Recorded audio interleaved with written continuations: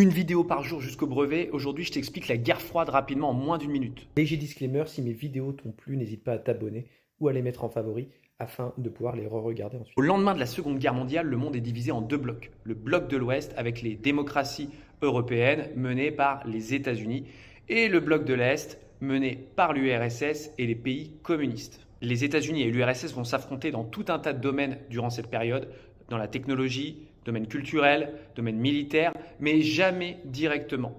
Ce sont toujours des affrontements indirects. Il n'y aura jamais d'attaque directe entre les États-Unis et l'URSS. L'un des symboles de la guerre froide, c'est la crise de Cuba en octobre 1962.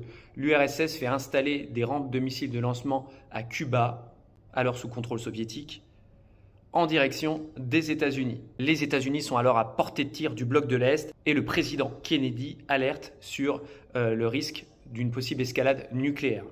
Il ordonne donc le blocus de Cuba. Finalement, le président Kennedy et Nikita Khrouchtchev, alors dirigeant de l'URSS, parviennent à s'entendre et à éviter l'escalade nucléaire dans le monde. En 1985, avec l'arrivée au pouvoir de Gorbatchev et la mise en place des réformes de perestroïka et de glasnost, l'URSS tente de s'ouvrir au monde. Toutefois, elle est maintenant totalement dépassée par l'influence culturelle qu'on appelle l'American Way of Life des États-Unis. Vous pourrez citer notamment les marques comme Coca, McDonald's, etc.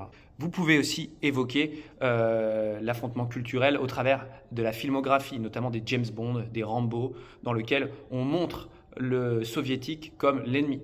Finalement, le 25 décembre 1991, Mikhaïl Gorbatchev démissionne en direct à la télé. C'est l'effondrement de l'URSS.